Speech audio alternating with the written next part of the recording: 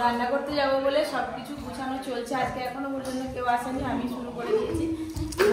ওই জিনিসপত্র গুছিয়ে তারপরে বলতে হবে, রান্না হয়ে যেতে হবে। আজকে খুব তাড়া আছে, ওর ভাই বোনের খেলা হচ্ছে, আর তার তো কানটাই আলতা।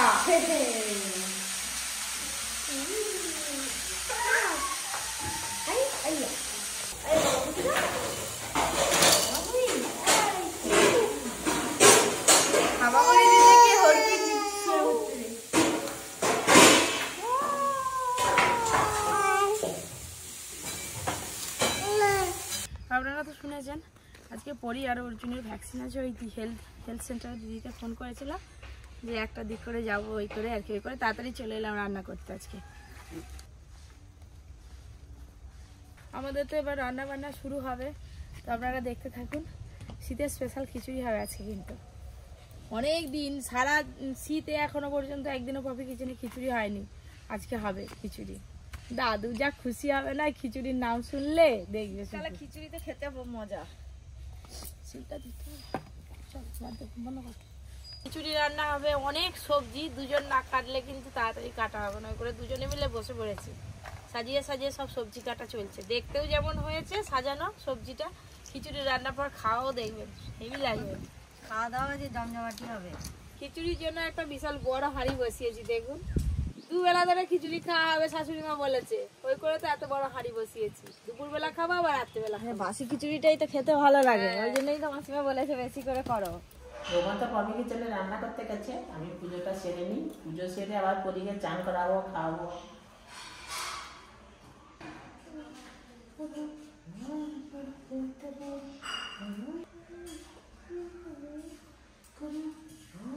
এই যে খিচুড়ি হচ্ছে বিশাল বড় হাঁড়িতে, খিচুড়ি তো হয়ে এলো, এবার গরম গরম বেগুন ভাজা হলে আমরা সবাই মিলে খাবো। হ্যালো,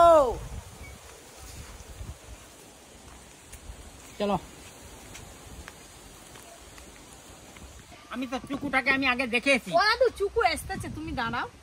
রান্না হয়ে গেছে, খেয়ে তো একবারে যাবে, আবার চিকুকে দেখতে কোথায় যাবে এখন? আমি জানি তোর দেরি হবে। দেখো তুমি কি ভাবো? না না না না না, খুব ভালো। দাদু এসে বলছে আমরা এবার সবাই মিলে খাওয়া দাওয়া শুরু করবো। হাই ওদিক দিয়ে চিকু বলতো, চিকু এসে গেছে। কই কই রে? খিচুড়ি খাওয়া চলছে, আমার তো আগেই শেষ হয়ে গেছে, এর আগে দুবার করে সবাই নিয়ে নিয়েছে, দুবার তিনবার। বাঁধাকপির ঘন্ট, বেগুন ভাজা আর হাঁড়িতে খিচুড়ি আছে। খিচুড়ি খুব ভালো হয়েছে, আমরা 4 বার নিয়েছি, সকলের থেকে বেশি।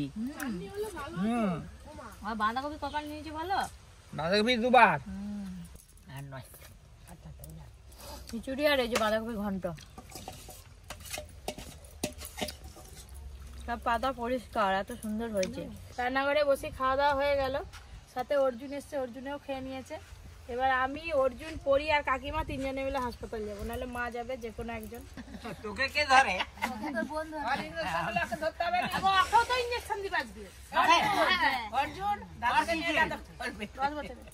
এই যে রান্নাঘর থেকে আসার পর এই যে তাড়াহুড়ো করে বেরিয়ে পড়েছি, ভাই বোনের দুজনের ভ্যাকসিন হবে।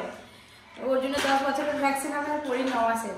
চলো, আজকে আবার পরির 4টি ইঞ্জেকশন, আজকে 3টে দেবে, আর একটা নেই বলে কালকে দেবে, 24 ঘন্টার মধ্যে দিলে হয়ে যাবে। তো কালকেও আবার আমাকে যেতে হবে। চলো মা, মা গো কান্নাকাটি করলে হবে নি, ভ্যাকসিনটা তো নিতে হবে। চলো চলো চলো চলো চলো, নাটু করো, না না না না না, তোকে আমি বলি একদিনেই হয়ে যেত, তারা আবার বলে ওষুধ নেই, 2 দিন ধরে দিতে হবে, আবার কালকে যেতে হবে। সকাল সকাল চলে না, আজকে আমাদের মনে দেরি হয়েছে বলে মনে শেষ হয়ে গেছে। তোর বোন তোকে সামলাবে, এটা রেখে দাও, একটা রুমাল দাও না, আমি সামনে বসতেছি।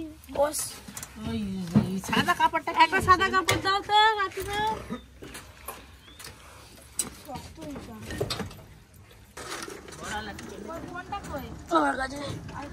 আমার কাছে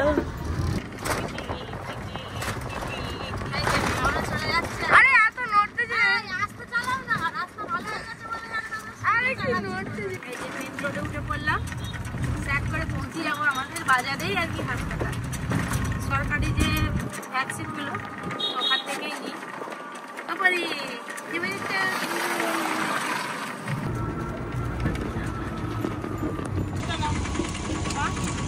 ব্যাগটা চাদরটা না আমি এখানে নিয়ে চলো চলো অর্জুন আয় ইয়ে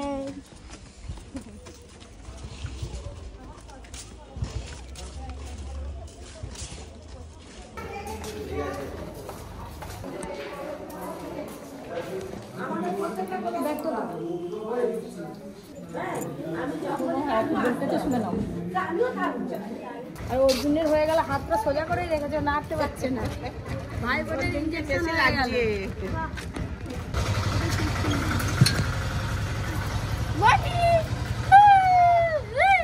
এমন ভ্যাকসিন দিয়েছে ও পাটা নাড়ি দিল না ওই করে রক্তটা বেরিয়ে গেল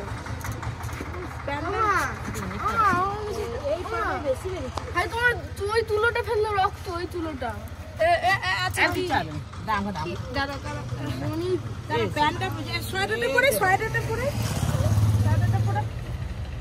তিনটে ইঞ্জেকশন নিয়ে বেচারি একদম চুপচাপ হয়ে গেছে বলে শুয়ে আছে এই যে তো দিদি তো বললো ওখানে যে জ্বর আরে কিছুই হবে না এই ইঞ্জেকশনগুলো জ্বর আরে কিছু হয় না দেখা যাক এবার কি হয় আবার অর্জুনেরটা বলেছে ওর যদি হাত ব্যথা হয় জ্বর হলেও হতে পারে কি করব কে জানে অর্জুন তো আপাতত এখন ঠিকঠাকই আছে মানি মা ঘুমাবে মা ঘুম পেয়েছে ও বাবা বাচ্চাদের এরকম ইঞ্জেকশন হলে যখন খুব কাঁদে হেবি কষ্ট হয় কিন্তু কিছু করার নেই ভালো থাকার জন্য শরীর সুস্থ থাকার জন্য ভ্যাকসিনগুলো নেওয়া অবশ্যই দরকার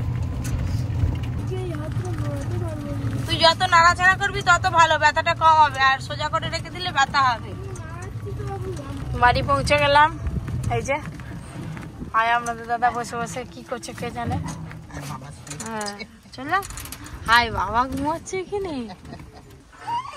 হাই স্কুটিটা দাঁড়াতেই কান্না শুরু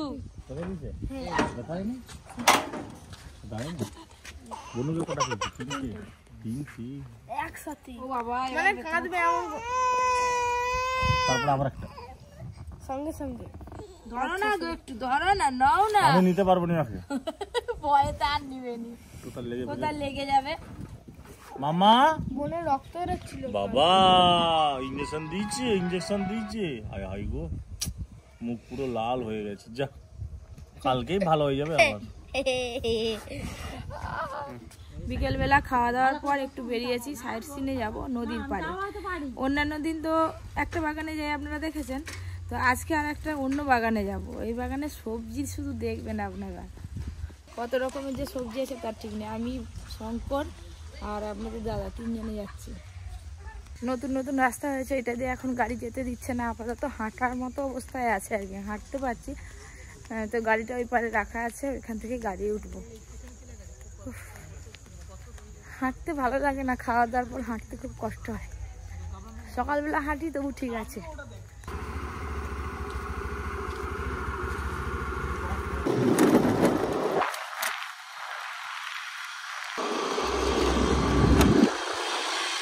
এখানে রাস্তাটা দেখি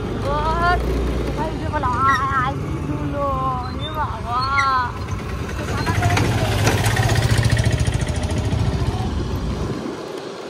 খালের ওই পার দিয়ে গেলেই কিন্তু নদী এই যে আমাদেরকে এই ব্রিজটা পেরোতে হবে খালটা নদীর সঙ্গে যুক্ত হয় ও এই ডাব খোলা করে ইটগুলো যায় এখন ওই পারে স্কুটিতে করে চেপে আসছিলাম এত হাওয়া লাগছিল ঠান্ডা তো এখন দাঁড়িয়ে পড়েছি বেশ রোদ আছে আর ঠান্ডা লাগছে না চাদরটা খুলে দিই সাইড সিন শুরু হবে আমাদের এখান থেকে সবে ইন্ট্রোটা হলো এখনো বাগানে পৌঁছায়নি ওই যে বাগান কয়েকদিন আগে বীরভূম গেছিলাম লাল মাটির দেশ আর আমাদের এখানে দেখুন বেলে মাটি রাস্তাটা দেখুন বালি মাটি এই দেখুন বন্ধুরা ইট গড়ন হচ্ছে যখন জোয়ার আসে ওই হগলা বোনারে সব জলে ডুবে যায় রাস্তা আছে না বাগানে যাচ্ছে এই যে বাগানের সামনে চলে এসেছি নদীর চড়াতে একদম বাগান এই বাগানটা এর আগে কোনোদিনও আসিনি আজকে প্রথম আসছি তারপর তার কথা বেগুন তো অনেক নষ্ট করে দেয় সেই জন্য জাল দিয়ে ঘিরে দিয়েছে পাখিতে খুব নষ্ট করে দেয় যা বড় বড় বেগুনের সাইজ এখান থেকে তো বেগুন নেব আপনাদের দেখাবো এই বেগুনগুলো ভাজা আর বেগুনি খেতে একদম পারফেক্ট। বেগুনের সাইজ দেখেছেন? একটা বেগুন তুললে 10 জন খাওয়া হয়ে যাবে।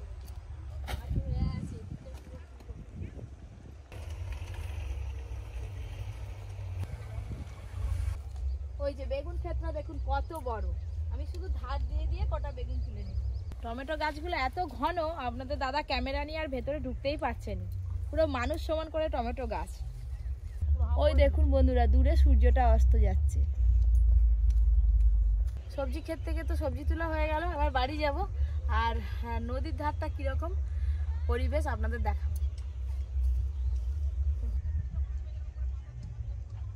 এই যে বাগানে এত সবজি দেখছেন, ওই সবজিগুলো এই গাড়ি ভর্তি হয়ে বাজারে চলে যাবে। কালকে বাজার বার আছে আমাদের এখানে, তো বাজারে সব বিক্রি হবে। আমাদের এখানে এরকম বাগান অনেক আছে। আমরা কিন্তু আমাদের এখানে বাজারে বাইরে থেকে কোনো সবজি আসে না, এই মায়াচরে সব সবজি যায় টাটকা টাটকা, সবাই কিন্তু বাজার থেকে। আমরা তো সচরাচর খুব একটা বাইরে এই দিকটায় আসা হয় না আমাদের, তো এই শুটিংয়ের জন্য আসতে হয়। বাড়িতে এত কাজ, পরীকে নিয়ে আর বাইরে বেরোনোই হয় না। মাঝে মাঝে যখন আসি এই দিকটায় বেশ ভালো লাগে, মন ভালো হয়ে যায়। সব সময় একঘেয়েমি ঘরের মধ্যে কাজ বাদ দিয়ে মাঝে মাঝে এইভাবে ঘুরতে আসলে বেশ ভালোই লাগে। জলটা দেখুন, এই যে ভাটা মানে জোয়ার যেদিকে হয় তার উল্টো দিকে এখন জলটা যাচ্ছে, এই যে। আর ওই যে নদী, আপনারা অনেকেই কমেন্ট করেন না যে পপিদি এত মাছ, সবসময় মাছ রান্না করো, এত মাছ কেন করো, অন্য রেসিপি করতে পারো। সামনের নদী তো, আমাদের দিকে মাছটা বেশি পাওয়া যায়, টাটকা টাটকা মাছ পাওয়া যায়, বিভিন্ন ভ্যারাইটিস মাছ পাওয়া যায়। ব্যাগ ভর্তি সবজি তুলে নিয়েছি, এবার পপি কিছু না রান্না হবে আর খাবো, ব্যাস। হ্যাঁ খাবো, খেতে ভালোবাসি। বন্ধুরা যতই আমাকে গালাগাল দিক, যতই খারাপ কথা বলুক, যতই কটু কথা বলুক, যে পপির বর খুব খায়, সব সময় খায়, ঘরে রাক্ষসের মতন খায়, বলে জানো কোনো অসুবিধা নেই। খেতে যারা ভালোবাসে তো খাবে, খাওয়ার জন্যই তো মানুষ বেঁচে আছে নাকি? এত কিছু, এই যে রুটি রোজগার, হ্যাঁ এত পরিশ্রম, সবাই যে যে ফ্যাক্টরিতে কাজ করে, যে যে জায়গায় কাজ করে, সেটা খাওয়ার জন্য, ভালোভাবে থাকার জন্য আর খাওয়ার জন্য। খেতে ভালোবাসে না এমন কেউ নেই, সবাই খেতে ভালোবাসে, যে যার রুচি আলাদা। কেউ ভাত খেতে ভালোবাসে, কেউ মুড়ি খেতে ভালোবাসে, কেউ বিরিয়ানি খেতে ভালোবাসে, এই যা তফাৎ। খেতে সবাই ভালোবাসে, না খেয়ে কেউ বাঁচতে পারে? আর যখন ভিডিও হয়, খাওয়ার ভিডিওটা আপনাদের দাদার ভিডিওটাই বেশি করা হয়, কারণ আমরা এদিক ওদিক কাজ করি, তো খাওয়ার যখন তখন খেয়ে নিই, সেই সময় তো ক্যামেরা করা হয় না। কিন্তু ও যখন খায়, ওর টাইম আছে, টাইম ধরে খায়, তো ওই করে ওর ভিডিওটাই করা হয়ে যায়। তাই আপনারা ওর খাওয়াটা বারবার দেখতে পান ভিডিওর মধ্যে, ওই করে আপনারা হয়তো বলেন যে দাদা বেশি বেশি খায়।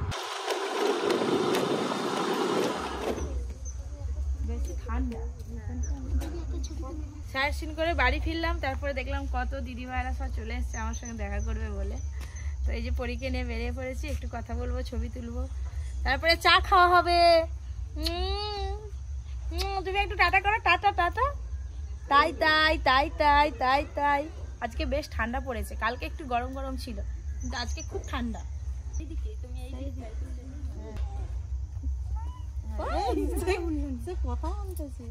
দাদা বললে পারে না, ও খাওয়া দাওয়া কিছু করতে পারেনি, শুধু জাস্ট যাবে বিকেলবেলা, তাহলে বিকেলবেলায় ডেট করো, বাড়িতে তো কাজ থাকে, বিকেলবেলায় সময় করো। চা হয়ে গেছে, সবাই মিলে চা খাবো এবার, বাইরে বসে আছে সবাই।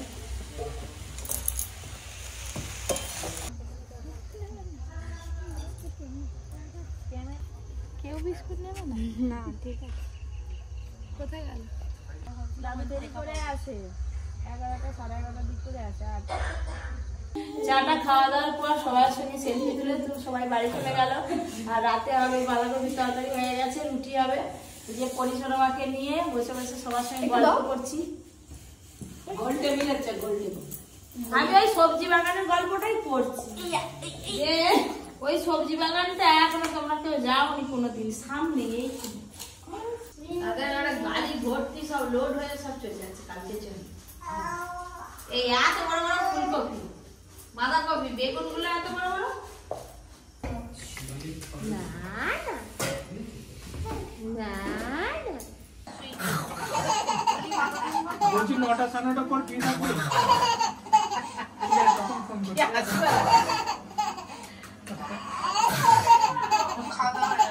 হাসির মেলা বসেছে, হাসির মেলা।